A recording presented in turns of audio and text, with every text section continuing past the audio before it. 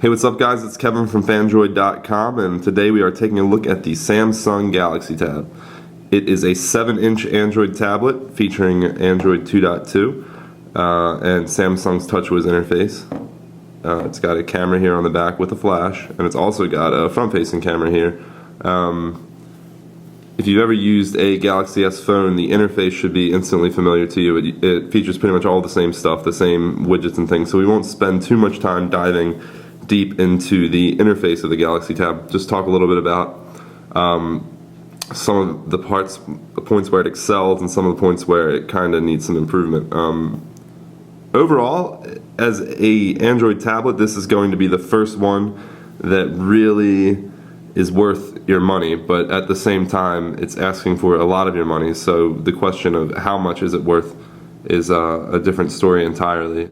You got all of your basic things you'd expect from Android. You got your notification bars, and just like the Galaxy S, you have your Samsung sort of power widgets here, and you can adjust the brightest. There's also this orientation lock, which is kind of confusing. It was confusing to me at first, but it's a cool feature where you can keep it from being able to switch orientations by locking it into the one you're in. That way, if you're using the tablet in one particular mode and you don't want it to switch out of that mode just because you move a little, it will lock it to that orientation.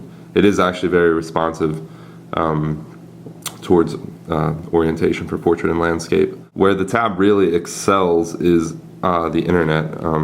We can just go in here and load up.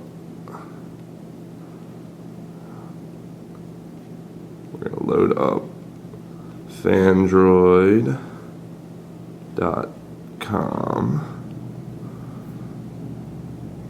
It loads pretty quick for a tablet, and given that its only purpose is for you to be able to access the internet and to do those sort of things that you would want to have very accessible on a 7-inch screen, they've really optimized it for loading web pages and just navigating pages and having a full web experience right there. The size of it is actually perfect for viewing web content. Much more user-friendly than a phone, than a little 4-inch phone screen or smaller, and you get everything that you would get from the full web with Flash right on there. So pretty responsive to touches. Let's see, you got your pinch to zoom, and that works pretty well.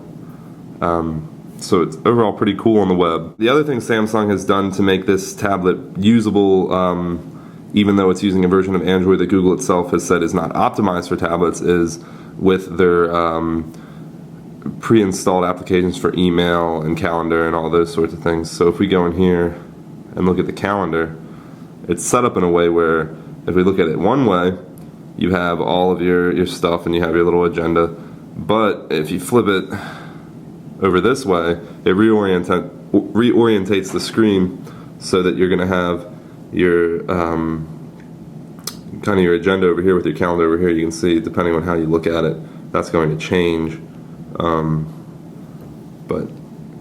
So a better example of how the orientation works in their first-party applications might be the email app. If we load that up here, you can see it gives you your list of emails here.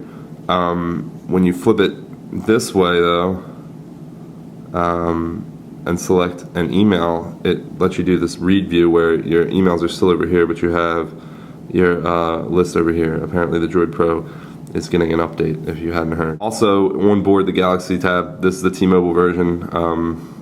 We have Amazon Kindle for e-reading, which is a great way to use the tab, a great size for e-reading. And it's actually, it is a surprisingly portable tablet.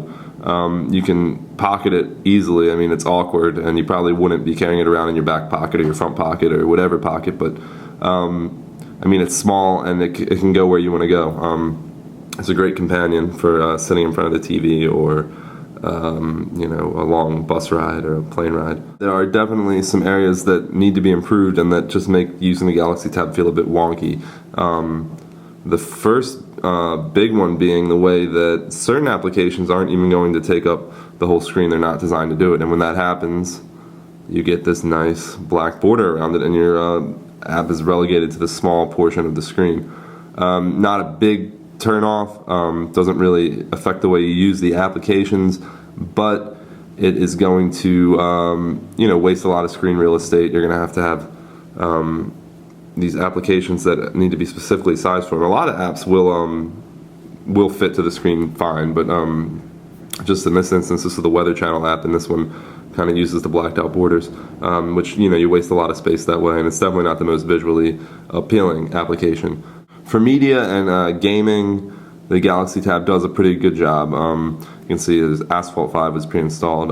We've looked at that before. It's just like playing it on the Galaxy S. You got the bigger screen, so you got a nice, good view of it. And Samsung's Media Hub gives you a lot of media to watch, and this is a good media device for sure. Would I recommend buying it at its current price? Probably not. There's a huge